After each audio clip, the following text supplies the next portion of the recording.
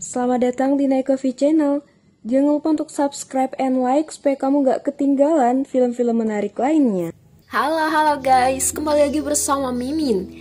Kali ini Mimin akan menceritakan alur cerita film yang berjudul Detective versus Sleuths yang dirilis pada tahun 2022. Film ini menceritakan detektif pilihan bernama Jun Lee yang berusaha memecahkan kasus-kasus lama dengan bantuan arwah. Waduh, agak serem nih ya, sesuai sama requestan kalian. Oke, kelamaan, langsung saja kita ke alur ceritanya. Di awal film, kita langsung diperlihatkan dengan kasus pembantaian pertama yang menyisakan satu korban wanita yang selamat. Ada satu polisi bernama Fong yang mencoba membantunya. Pada keesokan paginya, polisi Fong dan Ayung menangkap seseorang bernama Kung yang dituduh sebagai tersangka.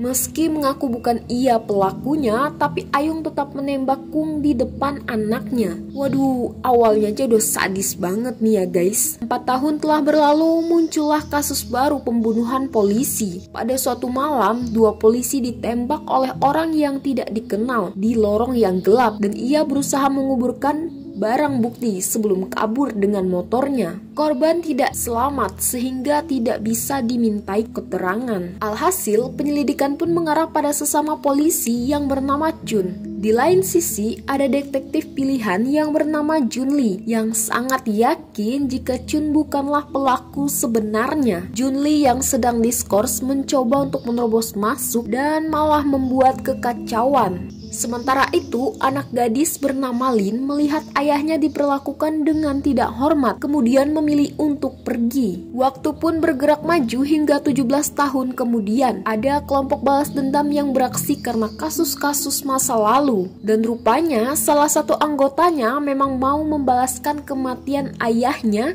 yang dulu dibakar di sana. Selepas aksinya, kelompok ini meninggalkan petunjuk berwarna merah.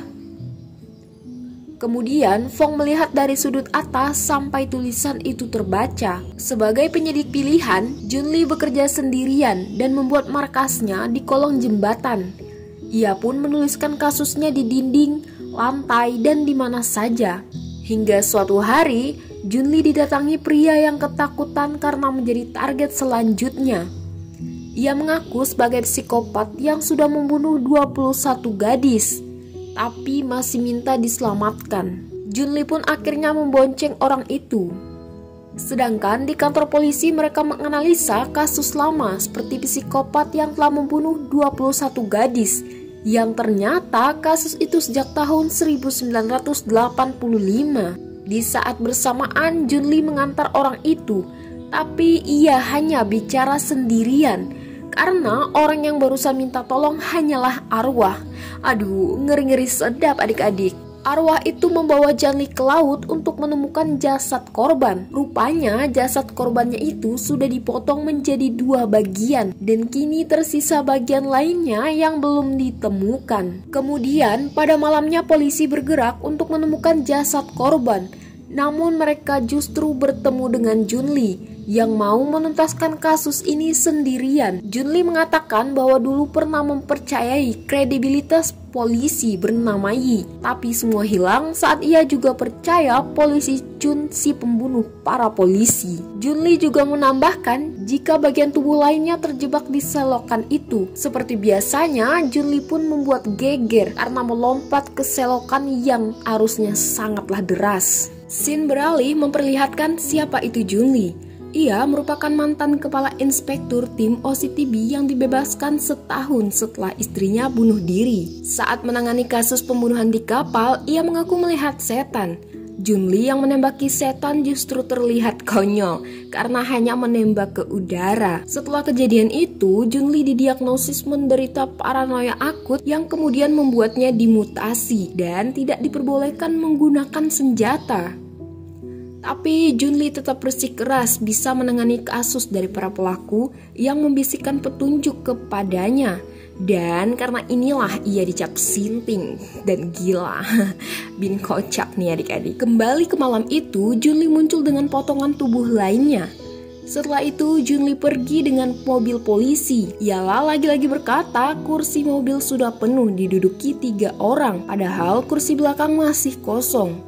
Di sana Yi melihat Junli menyetir dan mengobrol dengan ketiga orang yang hanya bisa dilihat oleh Junli saja. Ternyata mereka bertiga adalah arwah yang masih hidup dan saat ini terancam dibunuh di sebuah apartemen. 3 orang ini dilempar dari gedung. Seperti saat mereka melakukan ini kepada anggota keluarga pelaku. Dan polisi pun datang di saat semuanya sudah terjadi. Mereka pun terlibat adu tembak, begitu juga dengan Junli dan pistol khayalannya. Kelompok tersebut meninggalkan petunjuk kasus berikutnya yang ditemukan oleh Junli dan Yi. Di saat adu tembak masih terjadi, Yi hampir saja terjatuh dari atas gedung. Begitu ditangkap, Fong langsung memeriksa keadaan bayinya yang dikandung Yi. Sementara itu, pengejaran masih berlangsung sampai ke pasar malam. Junli mengambil senjata dan menghancurkan pasar. Ia juga menempel di atap mobil. Beberapa anggota kelompok yang terus menembakinya. Tapi di saat orang itu melihat itu adalah Junli, salah satu anggota kelompok yang menjadi sopir melarang membunuh Junli. Dengan alasan ia adalah detektif pilihan. Di perjalanan pulang, Junli kembali dihampiri 2 arwah yang meminta pertolongan. Keesokan harinya, polisi melihat dan menggeledah markas Junli. Di sana tertulis jejak-jejak kasus yang bisa membantu penangkapan kelompok itu. Dan usut punya usut, kelompok organisasi ini lahir dari dendam karena orang-orang terdekat mereka menjadi korban. Oleh karena itu, kuncinya bisa melihat kasus lama agar bisa tahu siapa target selanjutnya. Dari petunjuk di markas Junli, Ayung menemukan nama Beldi dan Fishmonger dalam kasus sup manusia. Akan tetapi, selain itu juga tertulis jika sebenarnya Junli mencurigai Ayung.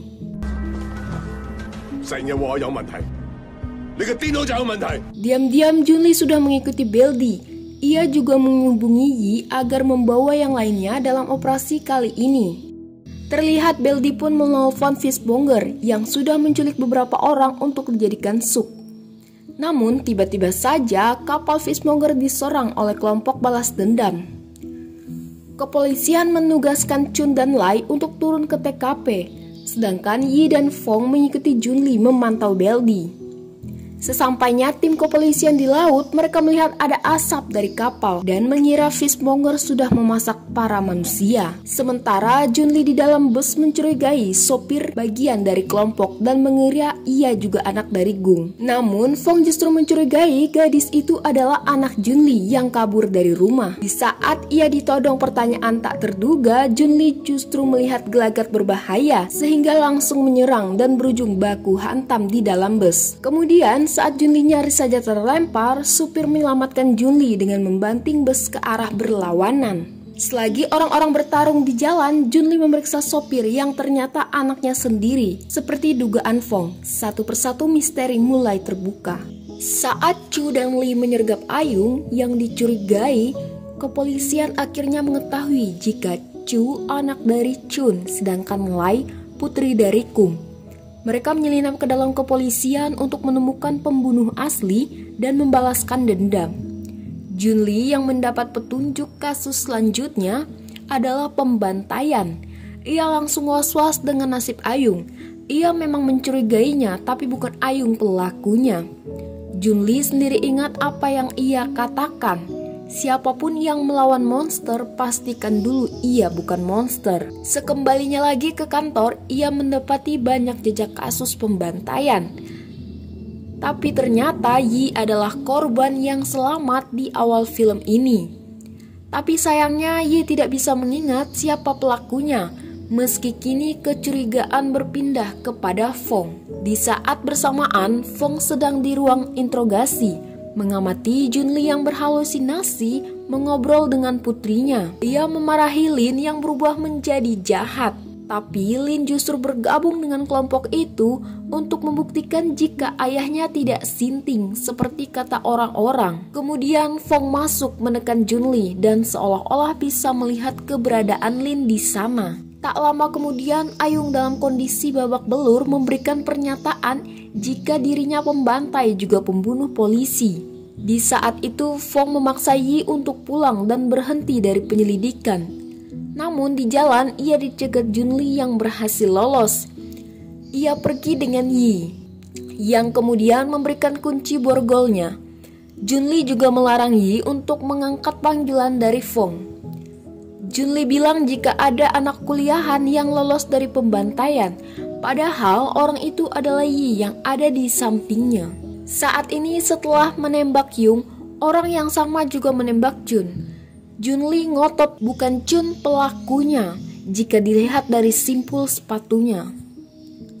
Mereka pun menuju TKP kasus pembantaian 20 tahun yang lalu. Di sana Yi menunjukkan jika ia adalah anak kuliahan yang dimaksud Junli. Tempat bekas-bekas luka akibat penyiksaan brutal selama 3 hari di tubuhnya. Kemudian Junli menganalisis pelaku memiliki kepribadian ganda dan merasakan trauma sakit dari orang yang ia cintai, lalu melampiaskannya kepada para korban. Kembali ke kejadian masa lalu di saat Yi kabur dan bertemu dengan Fong. Lalu Junli melihat alis simpul sepatu Yi yang sekarang diikatkan Fong, yang mana adalah suaminya. Dari analisis Junli, yakin jika Fong pelakunya. Apalagi Fong juga yang mendorong polisi untuk menangkap Kung, termasuk mengumpan Ayung agar menembak Kung. Junli mengikuti petunjuk Yi ke tempat Fong melakukan penyelidikan. Meski begitu, Yi masih tidak mau terima kenyataan jika Fong yang dulu menyiksanya. Sedangkan Junli sudah yakin 100%.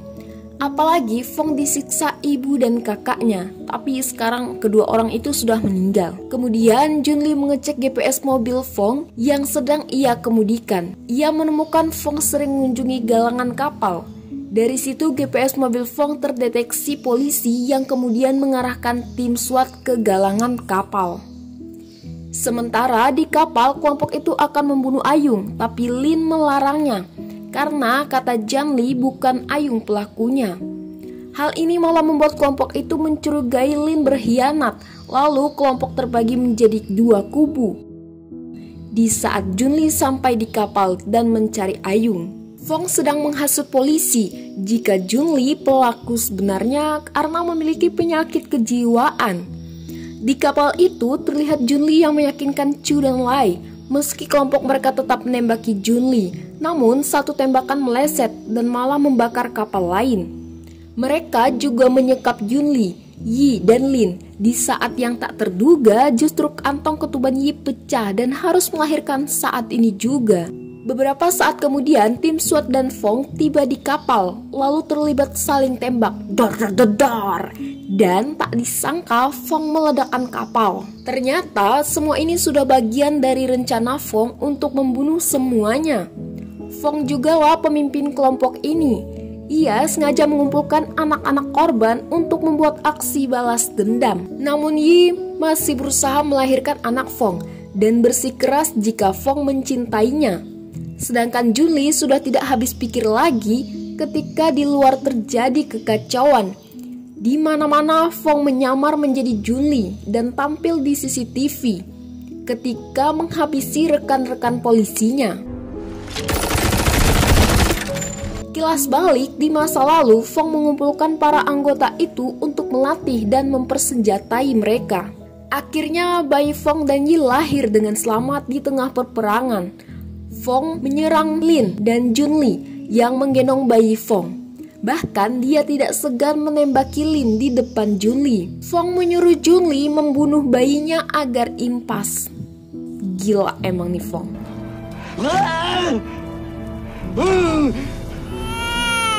Nah, melihat tingkah iblis suaminya, Yi masih bisa bertanya apa Fong mencintainya. Tapi berikutnya malah dibalas dengan tembakan dari Fong. Di saat itu juga Junli menumpahkan bensin di tubuh Fong, lalu dilanjutkan dengan tembakan yang membuat Fong terbakar. Dan akhirnya perang pun berakhir. Junli mendekati jasad Lin dan melihat anaknya bangga kepada Junli. Beberapa saat kemudian, Ayung berhasil selamat dan memberikan kesaksian jika Junli yang menyelamatkannya. Selanjutnya, tim memeriksa CCTV dan bekas luka yang menunjukkan pelakunya bukan Junli, melainkan si Pongpong gila itu.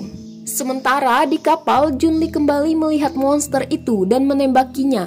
Meski terlihat konyol, Yi kini mempercayai Junli. Selepas kejadian ini, Junli kembali ke kepolisian menjadi konsultan investigasi. Di ruangannya, Junli menatap kaca dan terpantul bayangan Fong. Ini benar-benar ending yang menggila ya. Dan film Hong Kong yang satu ini emang gak kalah kerennya ya guys dari film-film lainnya. Terima kasih sudah menonton video ini dan jangan lupa untuk menunggu updatean video menarik lainnya.